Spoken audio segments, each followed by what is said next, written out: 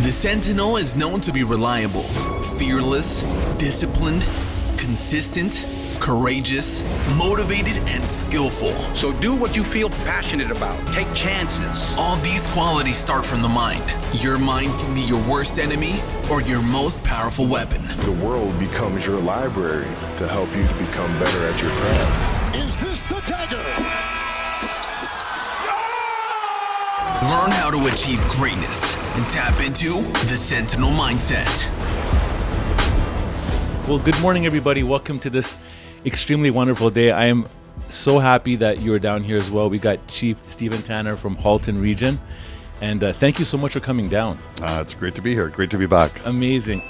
If you don't mind, Chief, I was actually just doing a little bit of reading of just, a lot of the stuff that your involvement's been, with, the communities and all. And I went to your LinkedIn profile and I was reading the first, I guess I read your bio, right. But the first paragraph, I just loved it because I think you just articulated this message so well. If you don't mind, I'd like to read it. Sure. Okay, so for those listening, this is words from Police Chief Tanner. So policing has always been a calling and never a job for me.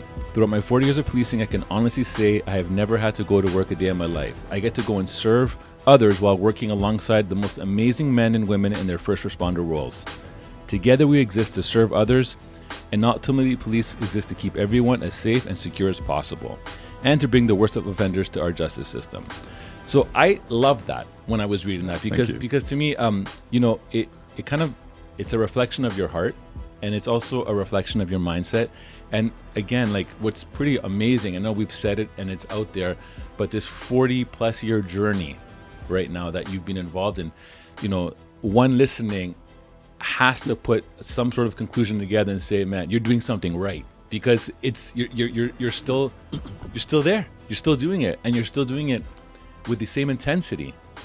You know what I mean? That you kind of came into it, and that's pretty amazing. Well, and you know what we've talked about, it is a mindset thing, but I don't know if you plan it or you have it or you get it somehow. It's right. When you find something that you really love. Maybe you play different sports and you find the one game that you really like the most. Yes. And you concentrate on it. And with me, I kind of fell into policing. Yes. Early on, and loved it from the first day. Right. Loved the first day with my coach officer, on my own, tactical team, all the different things that I got to do. But everyone's been a new experience, and it's that's why if you find something you love to do, yes, it's not work. That's it. It's not a hobby either. That's it. Yeah. I guess it's a call. I want it to be a calling for our officers too, and I think I see it in their faces when they're starting, when they're new, when they're promoted, when we see them at different events, and when their faces kind of light up because they're loving what they do. That's the best reward. No, 100%. And again, what's so amazing, which I think is going to be the theme, maybe of this podcast, is kind of highlighting your journey, because you came obviously and started right from the bottom, and then you built your way up to the top right now.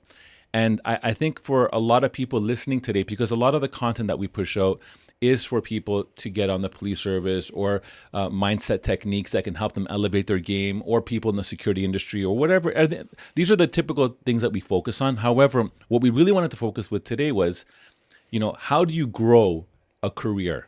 How do you if you have a desire to move and to really, say, I'd like to get into that opportunity, how do you do it? And this is a competitive market, Absolutely. Just like anything. So, that's where I think our focus will be today. So with that said, for existing police officers that have started their careers, or maybe are into their second or third year, and, you hear that you have to get at least to a first-class constable status before you can apply to a specialty division. Quite often, right? Yeah. For the most part, when someone's in those 4 years, and they are looking at growing, how should they be navigating their careers? And feel free to draw on from experiences or anything out of that you went through as well. Yeah, I think if you sort of take every day as I get to be here, first of all, yes, when you're in the locker room before the shift starts, and hopefully you're enjoying some time with some of the people that you're gonna spend that day or that night shift with, and have that sort of mindset that there are going to be some negative things that might happen that day. There could be some tragic things. But no matter what happens, you are going to have the opportunity to have a positive impact on someone. I was sort of reflecting on that on the way over here. Okay. Sometimes we don't take enough times each day just to do one or two things nice for somebody, whether it's a neighbor, relative, friend, coworker.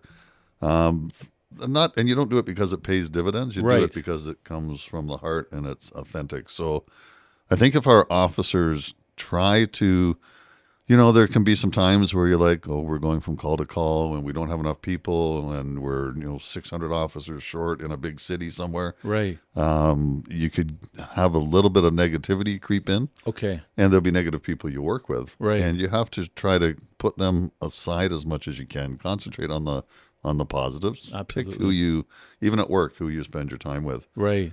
But I think there's sometimes too often there are people who are just always trying to get ahead. Okay.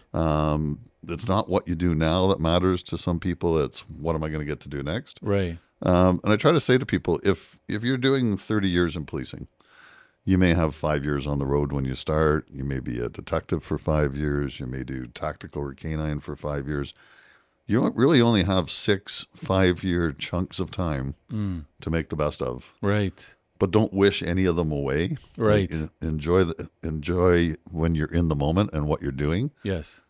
Because when you're trying to, there's sort of a natural progression Yes. sometimes. Investigative. I want to be a detective. I want to do persons crimes. I want to do homicide. Right. Or I want to work in intelligence and drugs and do undercover projects.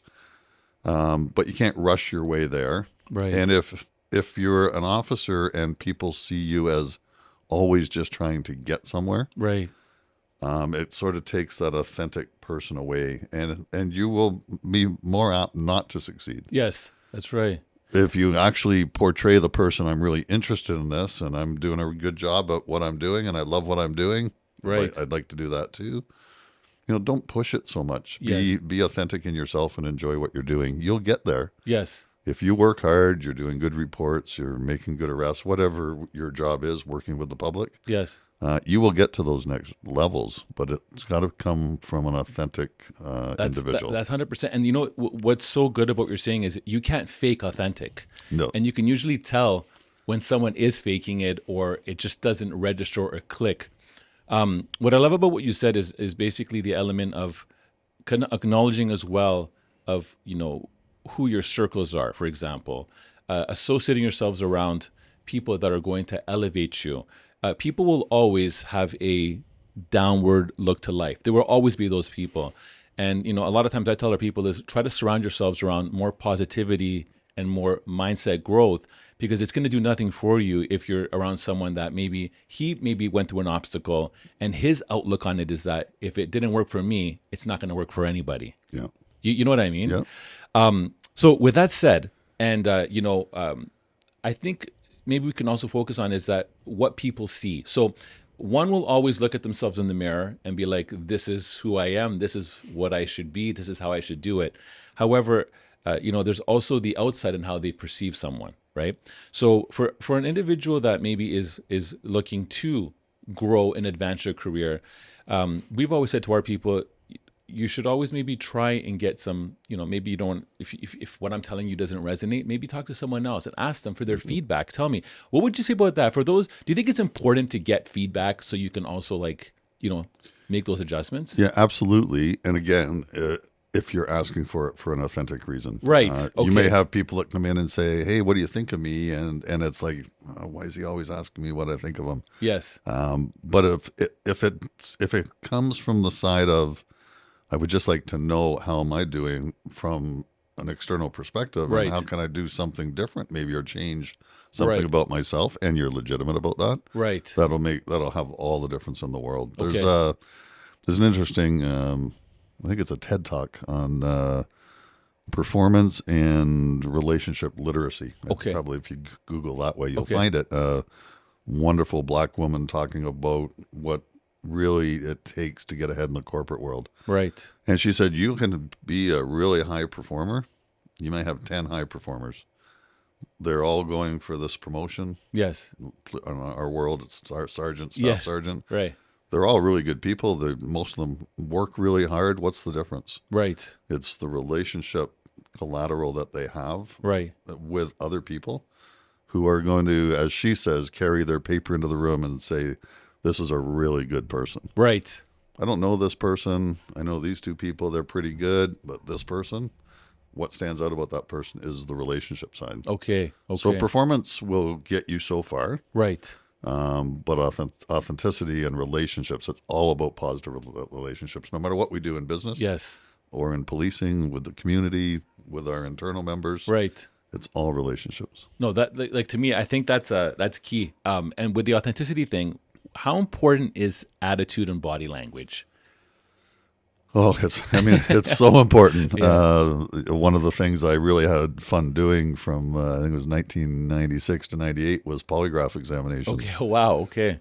Only about 5 or 10% of what we communicate is through our language, right? Now it's a little different if you're listening to radio. Yeah. Yeah. But if you're listening and you're watching someone, body language and other cues that we take from each other, and we all learn them. You don't have to be a polygraph Right. guy. We all know what body language means in different situations. So, yeah, you can really portray a negative image, Yes. or a negative attitude through Right. body language. Police officers have to be careful that they don't do that with members of the public. Right. Right. Why would we? Right. Like, have a positive body language approach, Yes. demeanor, Yes. whatever we call it, That's right. and it'll change the interaction completely. Absolutely. It's interesting. I think a lot of times people kind of forget, or in general, that police officers are human, right?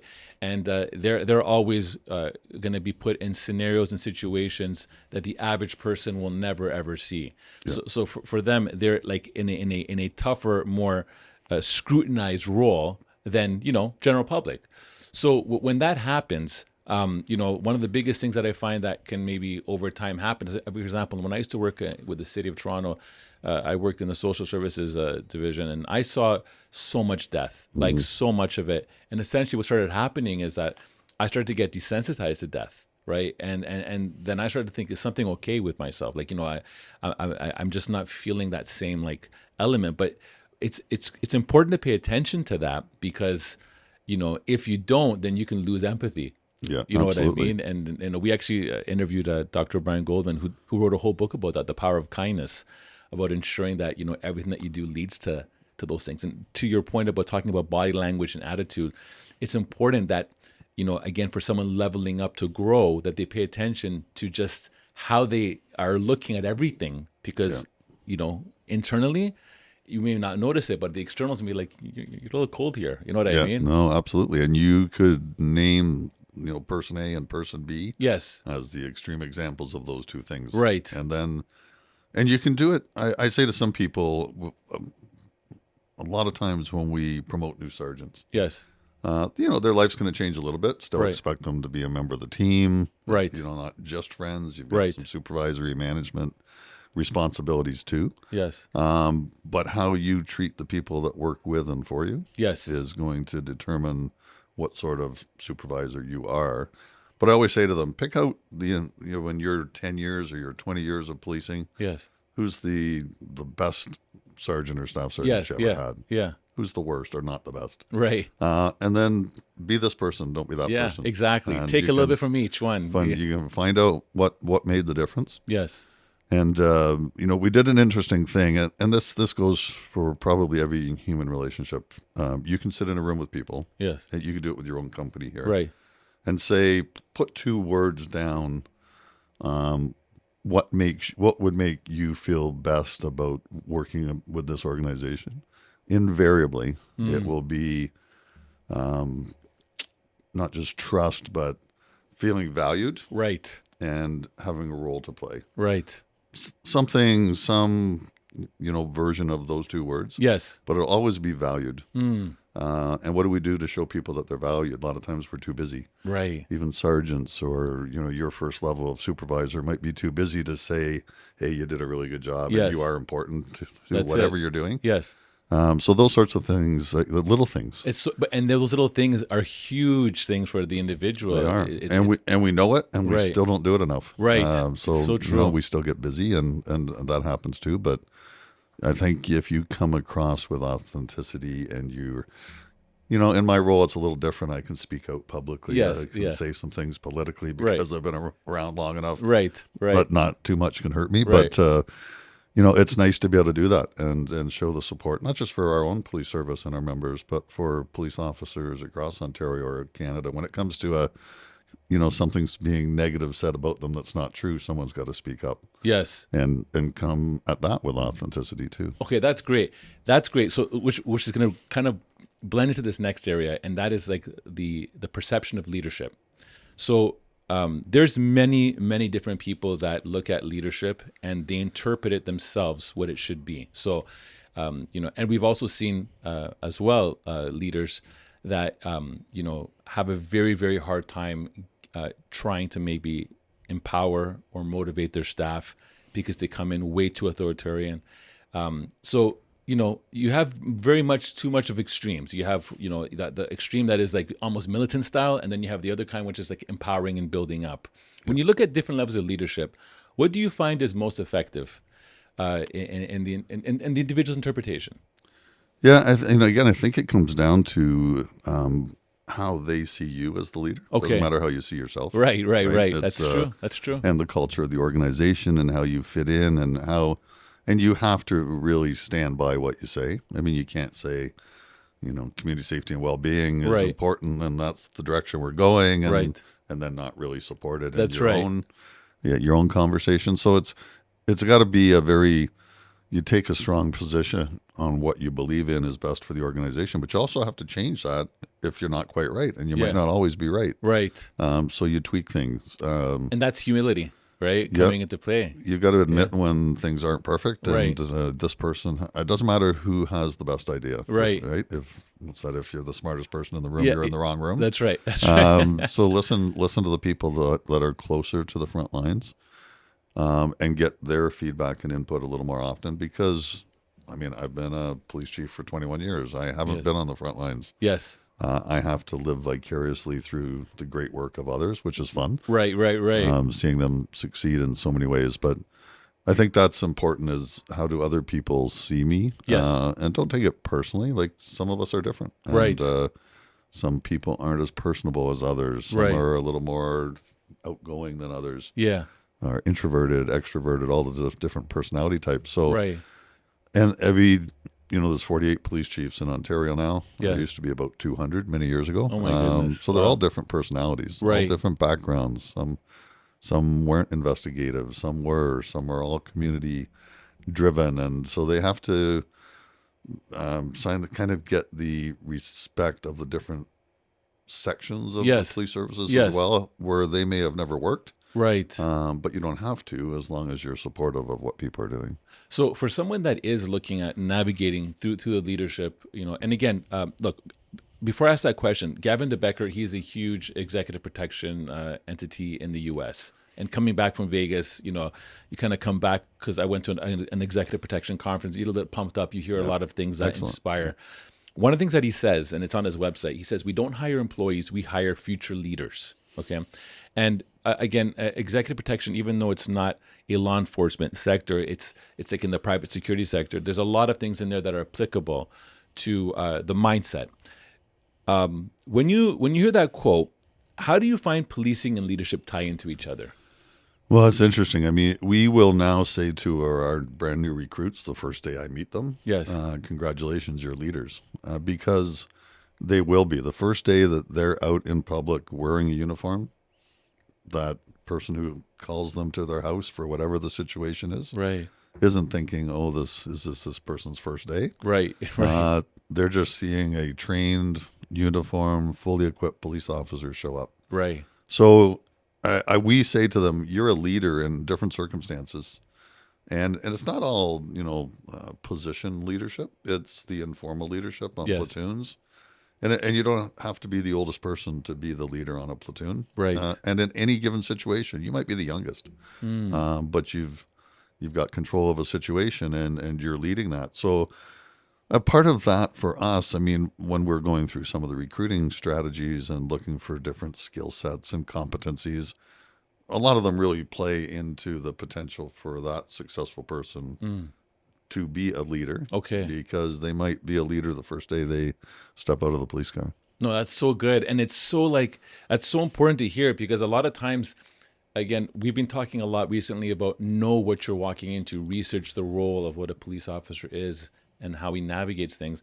But the important thing is whether you like to think is whether it's on your radar or not, you are being perceived as an ambassador, as a leader, as someone that's going to be there to help, and to me, the more someone embraces that, understands that, the more it will also help propel them in other areas back to like, how do I grow in a career? Well, I think it's huge when you can be recognized as someone that can help empower, build, and feel safe. You know what I mean? Those are huge pieces there. What do you look for in a leader? Like, and I know you've seen, again, so many types of different leaderships.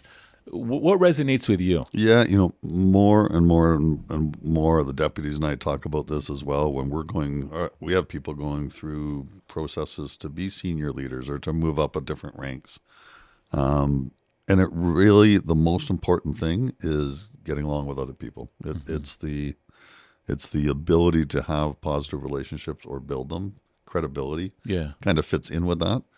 But you don't have to be the most technically proficient person at search warrants or something to be the best leader in a homicide unit. Right. It's the style of the person. It's how they interact with people. And there are some people who naturally have the respect of others. Okay. And there are some people at all different ranks who are the exact opposite of that. Okay. Who, even though some are well-intentioned, and they may want to be making the organization more efficient or proficient, but they're seen as the, nickel and dime, all the little things, and always sort of chasing people to catch them doing something wrong instead of doing something right. Right. But the leader who has the respect and the credibility can hold people accountable, can impose punishments in some cases if people do something seriously enough wrong. And then people respect them for doing it because of the way they did it. Right. And, the other person over here would never have that same result or that same respect, maybe the same outcome. Yes. But it's all this persona. Yes. And the relationship sort of style of people. Right? What's so cool about this is that, again, it's, they say that the saying, treat people how you want to be treated, for example, or, what is the outcome of your leadership, thrust? What is your outcome? Are you looking to empower someone? Is it simply just a task completed? Dealing with people, not everyone is the same. Not everyone is operating on the same efficiency. You have to, everyone's at different levels. So a leader's job is, how can I find out to get this person that is maybe a little bit weaker and bring him to the top? I recently was at a CEO forums group, and we were just talking about, leadership. And one of the things that they said, which I thought was cool because I feel that I connect to this message, but I wanted to get your thoughts on this. They're saying that the number one thing that a CEO or leadership or someone at a high level should kind of try to move and navigate, their outcome is through love. Right? So leading it by love. So if you do that, it just has a different outlook. Now, for those listening out there, like, what do you mean love? You know what I mean? Like, what exactly does that mean? And as we went deeper in there, it's just more or less how you're delivering a message, a directive, or basically where you want to now come to be. What's your thoughts on that? Because, there's so much different ways on how you can approach a situation, but approaching it through the concept of love. What's your thoughts on that? I'm just curious. Yeah. I think it sort of resonates at different levels. One is if you love what you're doing and the organization that you're involved with, whether it's GM or Ford or a police service or a security company, you're in it for the right reasons, right? And to make the organization better. Also for the people that are in it, not just more profitable. Right. The other part of it is really, if you're thinking about breaking down love, it's nurturing and caring and supporting, which you absolutely have to do as a police chief, 100%. Right. I've seen examples of people who either are not caring and nurturing or certainly don't come across that way. Right. And they tend to have much less success or shorter careers. Right. As police chiefs, because there's this butting heads because it's my way or the Right, highway and all right. those sorts of things. If you're more like the duck and some things can run off to you and Yeah. you don't worry about everything, Right. worry about the big things, Right. which is a small percentage really when Right. you think about it. And you get along with police associations and unions because you're all in it for the people. Yes. Once in a while you have to disagree. So if you can always have that caring and nurturing, and then also have your people or even your community Yeah. see you consistently sending that message, Right. whether it's social media or news interviews or different things, then Okay. then the image becomes a little more wholesome, Yeah. Yeah. instead of just saying it once and then No. acting differently. That's good. That's good. In leadership, one could say that it's lonely at the top, right? Because in the sense of where a lot of people may not exactly maybe see a certain way, or you as leaders we spend so much time trying to build and develop others. But what do you do for yourself when you need to speak to somebody? You need to I mean, I find my wife is probably the best resource, and she'll say to me, "I told you so," so many Yeah. times, kind of thing. So I always fall back on her, and I find her to be a very wise woman. But she's sometimes her and some other very close people around me are my I can talk to you about this because we all need that love and that attention and that help to get us there. And what do you do for yourself? So when you're at that place where I just need that little bit mental. Yeah, there's kind of I think some leaders, chiefs, separate themselves almost too much from people, Okay. and that's a choice Okay. or a personality type. Yeah. But certainly, as you said, like with your wife, significant others, Yeah. most people have that significant other that they can turn to at different times. And, this really pisses me off. Right, or right, this right. really was a good thing. Right. It's good to share both, good and bad. Yeah. But I think there's also a big part of that for me in the last 21 years in the chief roles has been the team that you build around you Yes. and with you. Right.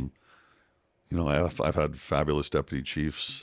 My last deputy chief, Nish, that Yes. have now Yeah. Chief Dariapa, is Yeah, now yeah. the chief of Peel, and Carol Crow just passed away. Okay. But now with Roger and Jeff, the two deputy chiefs that I Yeah. have, we purposely even talk about it's not the chief's office and the two deputy chiefs' Right. offices. Together, it's the office of the chief of police, which includes all three of us. Right. So I think it's that in and of itself doesn't make all the difference. Yeah. But the fact that you can be a cohesive team, Yeah. you can talk about different views on decisions, Yes. but then you make the best decision as a senior leadership team. So you have those people to turn to as long as you have built that team and that trust in them and in them for you. Yes. That you have them to talk to as well.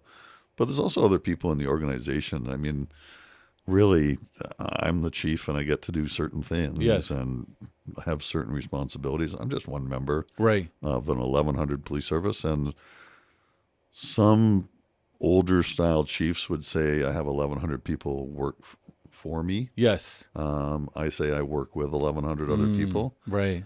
Because I have an open door policy Yes. that can backfire once in a while, Right. but Right. people know they can come in. They might not come in because there is still this mystique about the Yes. chief's office, Yes. but it's there. And, Right. And I tell everyone that you need something, this door's open, like come and ask.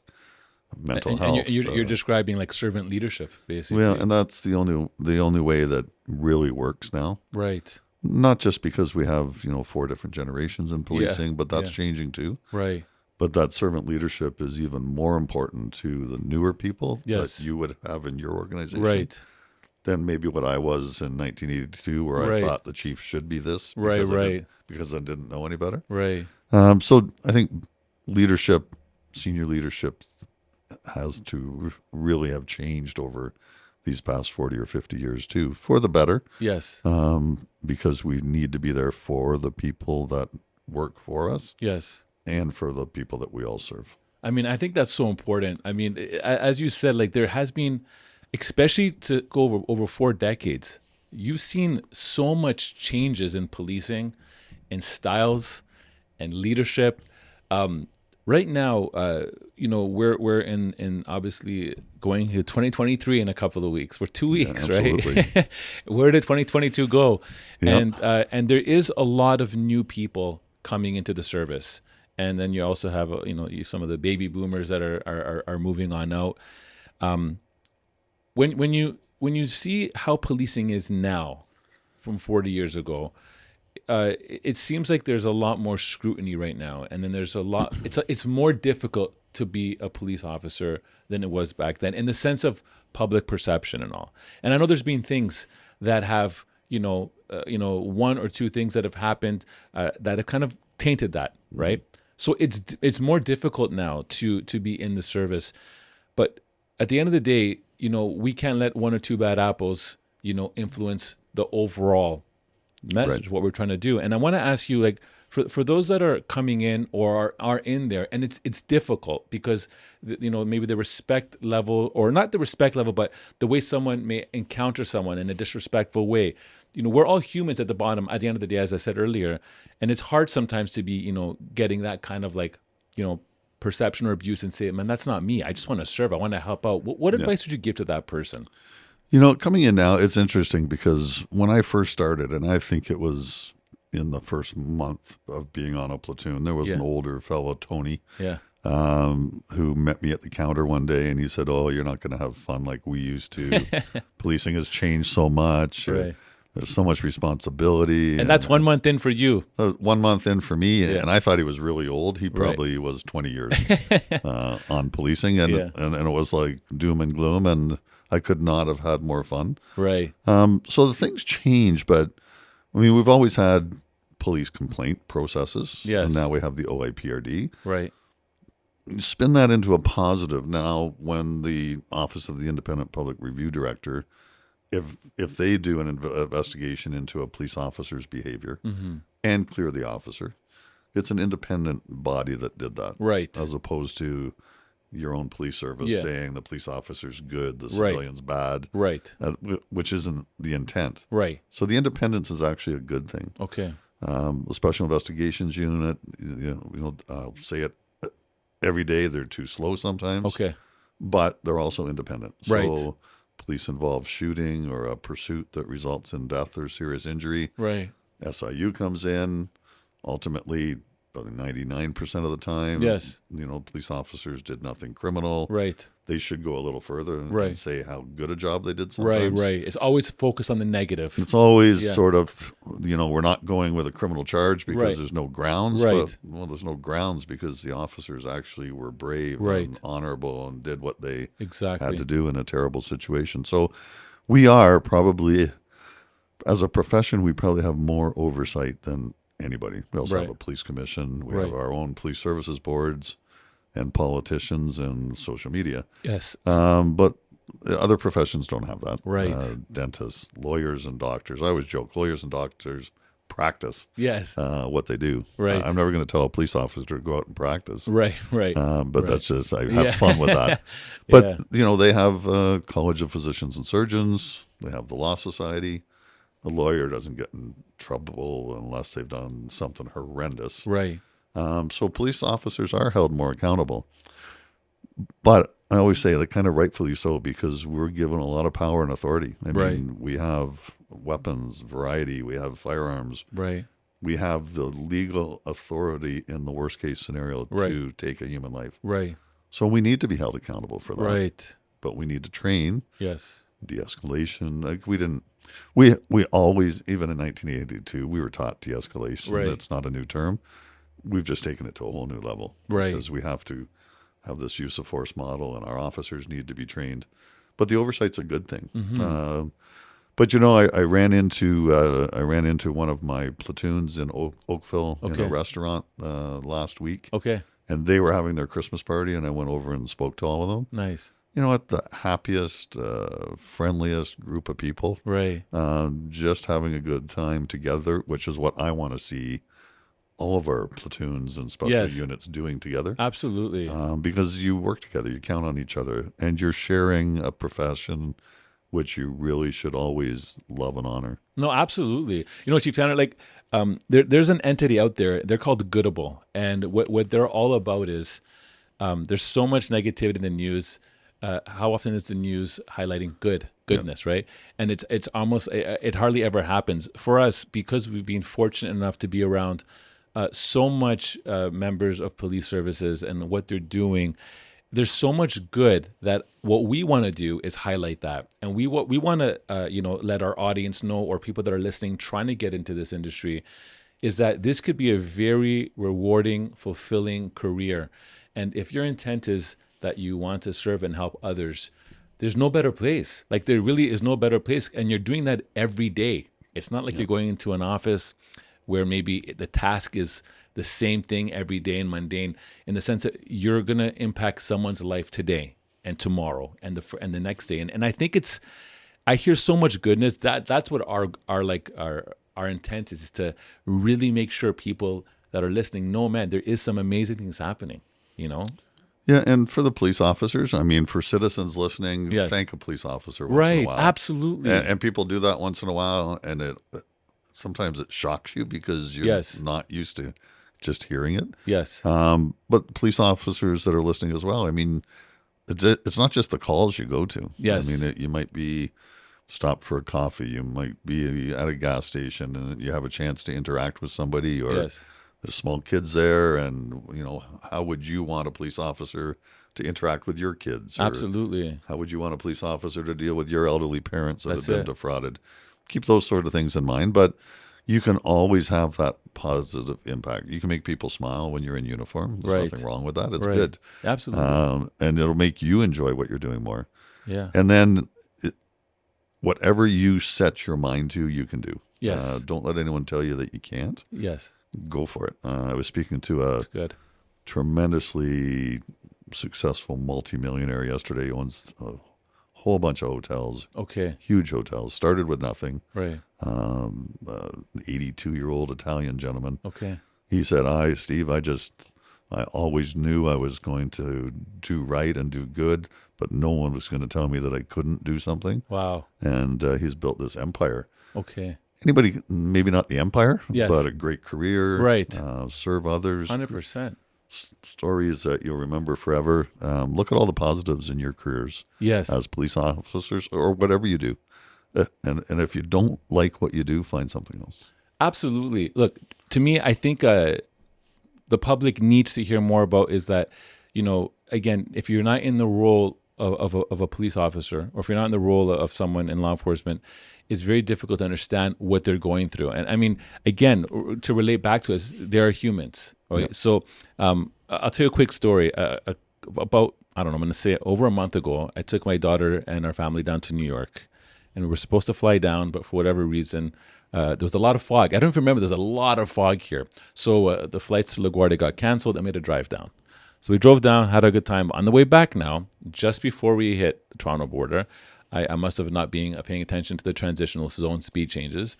And it went from like I think it was a 70, and it went to a 30. No, they all say that. Yeah, well, yeah, exactly. But I got pulled over. Yeah. And when I pulled over, I was in some, I guess it was a narrow road, and my wife's saying, "You're going into the rocks." I go, "I need to go as far possible into the side for the officer's safety," because to me, that's what I was thinking. Yeah. Is like, he's not going to have room to get to my window. He's going to be in the road.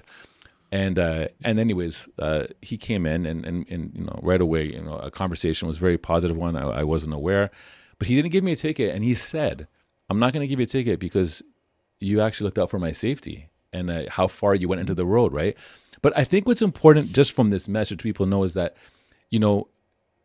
when you see an officer and his outcome can change in any different way and at any given time. So again, to your point about thanking someone, that you see in their job, it's not an easy job. And to truly say your life is at risk every day, it's not like, it could happen. It's a real thing, right? So I encourage, to your point, if you do see someone, thank them for what they do. And that, just from a humanity perspective, brings out the best out of everyone. We're in thankless absolutely. jobs all the time, And that, you know what, that officer, that man or woman might be not having a good day. Right. You know, they may have a parent that's sick or dying, or a Absolutely. child that's got special needs or financial concerns that everybody has at different points in their lives. Right. So, yeah, they've got other things that are going on too that we need to help them manage and de-stress as much as people can. So those kind words from the public or from another officer, Yes. you know, really enjoy working with you, or that was great doing that call,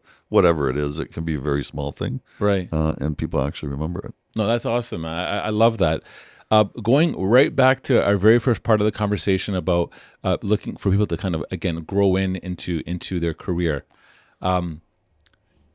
When you have someone that, I guess, puts a lot of the stuff that we spoke about into application, again, the thought process and how they want to navigate and to serve and to lead, I think it could really just, again, shape them up to put them in the best setup to get into lead.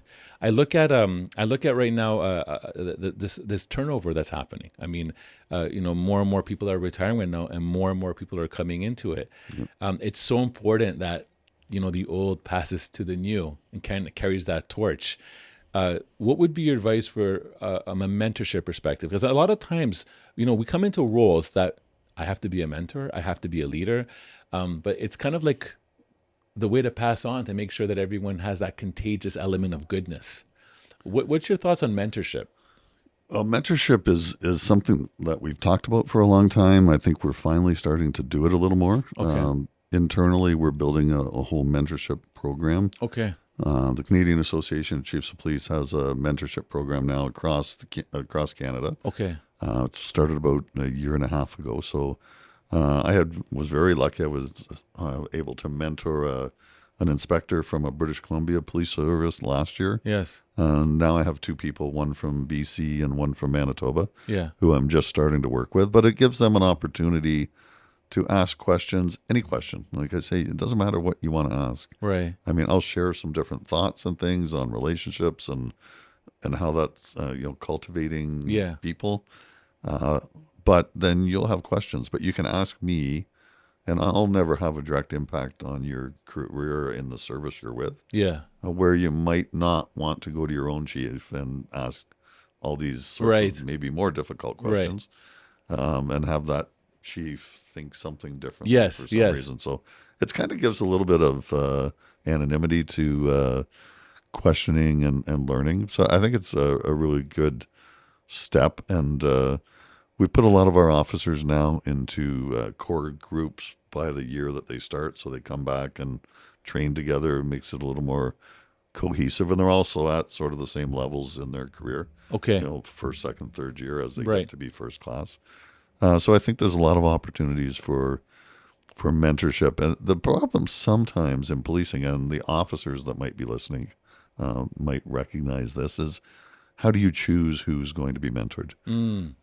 So, you know, you may have high flyers in any organization or a sales team, and this person outsells everyone else, and Yeah. it's sort of a natural progression. But how do you mentor and still be fair? Right. If you're mentoring 4 people and these 8 people aren't, and then they're going through the same processes. So it's kind of a catch-22 for us on how we do that fairly. Okay. If you put it out there that it's available for everyone. Right. And I think the interesting thing, I think what organizations need to do, because everyone can go and find their own mentors, and Right. probably people have them. There might be friends that are higher ranks they Right. can ask. But if you have a sort of a process where the people can select their mentor, so Okay. they may have a reason that they feel open with you and not with me. So they shouldn't be forced to come to me. So you got to work out some of those intricate details, but I think it's so important. It's really just another form of learning. Yes. And also preparing people for maybe the next rank or the next leadership or the next special unit. And so they get some of that expertise as well. No, that's good. I mean, for any organization, what you're saying could be applied to any organization. You know, it's like if you want to, like, you know, get a successor in place, or if you want to, you know, see someone kind of grow, the level of mentorship is huge. And again, it's a trait that leaders have as well, is to be able to do that. Yeah. I think we talked about a lot of things today that I think anyone in the service, and again, you could be someone that's looking at still getting in, but just how to navigate around getting and growing into your role. I think the message that we tell our people is, in order for you to succeed and get in front of a police service and get an offer, you have to stand out from the rest. That same message applies directly to anyone that's currently existing. If you want that, staff sergeant role, that inspector role, whatever you're jumping into, you need to demonstrate that you're standing apart from the rest. Exactly. That's key. What would you like as a closing thing, Chief? What would be like, again, 40 years? And now we're coming into, I guess, a whole new era of different styles. What are some things that you'd like to see within the policing service change? I mean, if there's something that you could do, and I know obviously, I mean, you love this job so much. Yep. We could probably have a podcast maybe in 15 years time from now, and you're probably still chugging along. But, maybe not.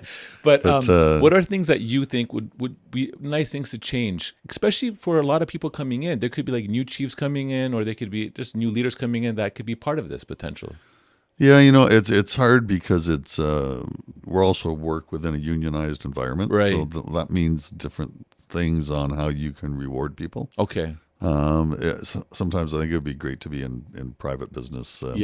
Say, you know what, you're the police officer of the year, and you're going to Hawaii for a week, or you're going on, this 2-month training course in FBI Academy or something. Yeah. So it would be nice to be able to have systems in place where we could recognize different people for, extremely exceptional work and service. But it's hard because unions, and I used to run a union here. All for one for all. Right. Everyone gets paid the same, right? No matter what they do, sort of thing. Not performance-driven models, yeah. So there would be nice to have just a small, even amount of performance incentives, whatever we might work out, right, and call them. I think we need more training. Okay. I think we need, right now the Ontario Police College is 12 weeks, 460 new constables just graduated last Friday. Amazing. 15 of them were ours. Okay. And we hire about 60 a year. Okay.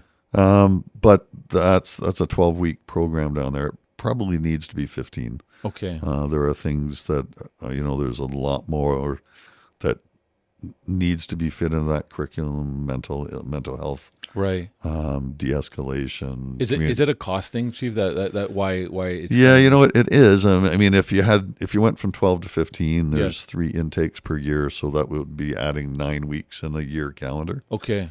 The costing not so much because the constables who go there now are actually paying their own way. Okay, that's right. It's $15,000 or $17,000, and usually we will pay that, and then they'll pay it back like $100 every 2 weeks. Right.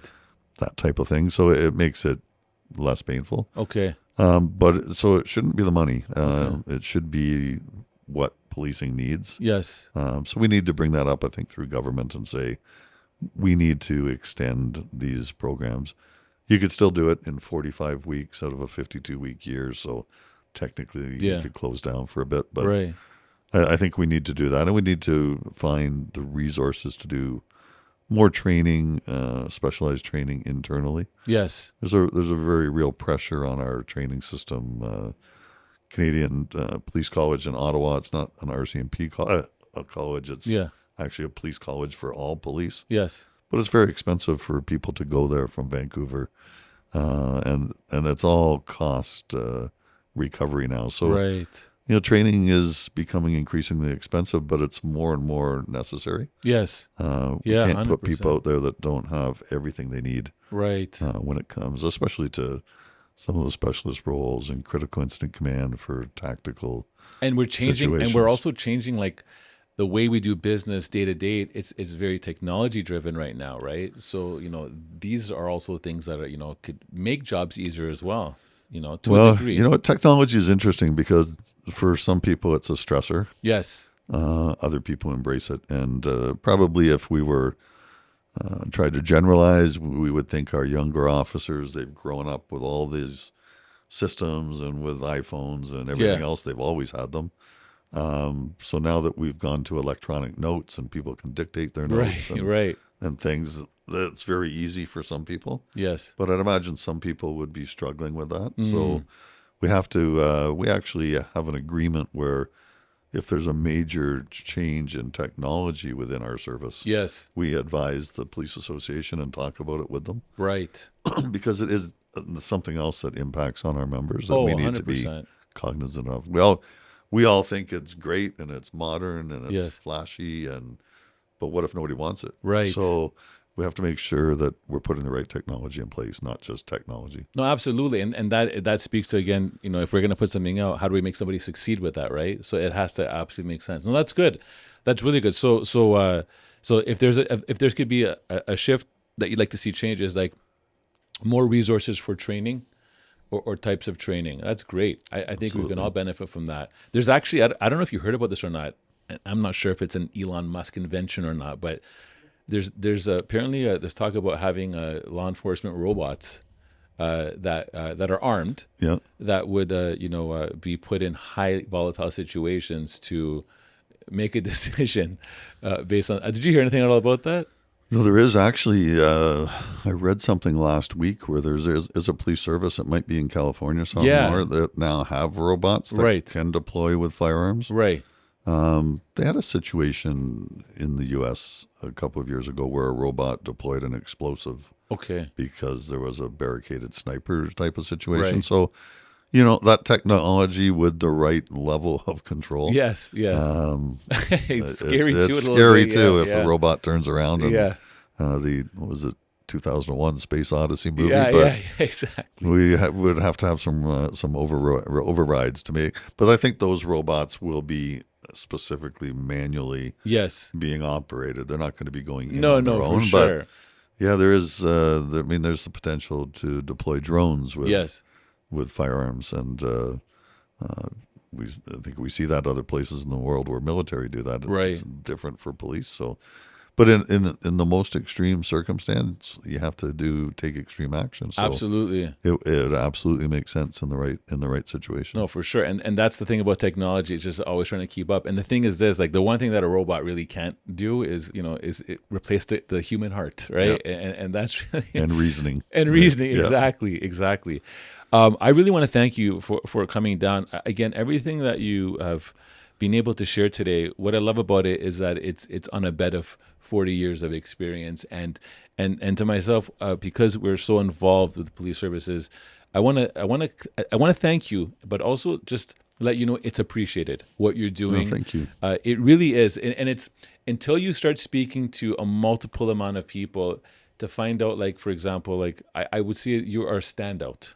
That's what I would find. You're a standout, and that speaks to your leadership. And we got a chance to go down to Halton about 2 weeks ago and meet some of the amazing people that you have there. Oh, they are. Absolutely. Yeah, I saw the beautiful collages of the community and the people in the police. And again, I think it's important that you hear that because a lot of times we go through life and it's not like we're here to hear thank yous, but I think it's important to know that you are doing things that are making a difference, and we appreciate that. No, I appreciate that very much. And it is all about the people, right? The people that work in policing and the people that they serve. Yes. That's the only reason we exist. Exactly. Amazing. Now, for those of you that are listening right now that are not police officers, Halton is always is hiring right now. I think we're getting ready I know the class for January is on its way now. I think we have close to 20 going in January. Sometimes we're limited by the police college, but we hope to probably hire 20 people 3 times next year. Okay. January, May, September. Okay. So get your names in there. Yeah. It's, we still have, I believe, about 800 applications per year and for 60 spots or so. So yes, it is competitive, but make yourself competitive. You can do that. Yes, right? 100%. Get that experience, volunteer, do your workouts, make sure that the fitness part doesn't ever hold you back. Yes. You can do it. Can we just, because you just brought that up, and it was actually one of my points here, but the importance of being physically capable to pass and to do another job, how important is that? Well, we have had people who have gone to the police college, not very many, but yes, maybe 2 or 3 in the past 6 years, yes, who were not able to pass the fitness test, right, and are not police officers, right. So it is it's a line in the sand, but it's Yes. it's for your own protection as well. It's not just, Absolutely. the tests have evolved over the years to be more fair, gender neutral, Yes. and all sorts of different considerations. But it's for your own safety when you're out there as well, that you're able to do certain things and have that confidence in yourself.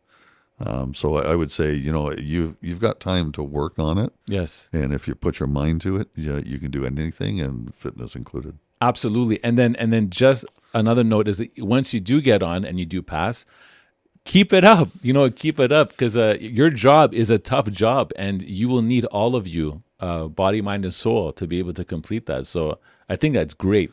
No, absolutely. And fitness is a part of mental health as well, right? Yes. It's a release for people, whether you cycle or walk or run or Yeah. or play competitive sports. They're all good. Do them all as long as you can. Absolutely. And I'm going to throw one more in there, and that is take care of your body and eat properly, or eat the right foods. Because I know, for example, I went to the doctor recently, and I generally speak don't eat that much sugar. Okay. But they said your blood levels are getting very close to, I think 5.3, which is blood levels of diabetes potentially. My dad has diabetes. Yeah. So they said, you need to cut that out. I'm like, do you eat vegetables? I go, I eat vegetables. Do you eat like carbs, like potatoes? I go, I do, but not a lot. I'm Greek, you know what I mean? So, Yep. but, but I've had to make some life adjustments right now, and I'm doing it for two main reasons. One, because I want to be there. I want to be around, right? For my Yep. family and just live in life.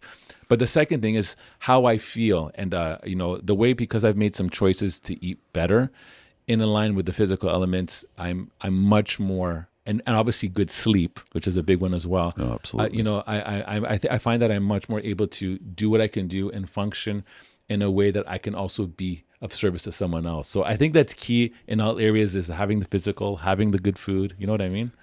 Yeah, and sometimes of the year it's harder to do that. It is, but, and it will be very hard in the next 2 weeks. We try, but Yeah, the next couple of weeks might be a little bit hard. Then we have those New Year's resolutions that we try to absolutely. keep, right? So Absolutely. there's a reason for those too. No, for sure. Take care of yourselves, everyone. I think it's important that we're in a time right now where we want to just make good decisions, be good to yourselves, and everything else will flow nicely. Again, thank you so much for coming down. I think it's fantastic, and I'm excited for your next many years of leadership, and at the end of the day, you're gonna probably come to that moment and say, I think it's time I move on, and that chapter happens, and you'll be able to pour into everything that you've poured into others now. Well, the legacy will continue, and that's exciting. It is. It's exciting. It's still going to be a few years away, Yeah. whatever a few is. Yes. But Yeah.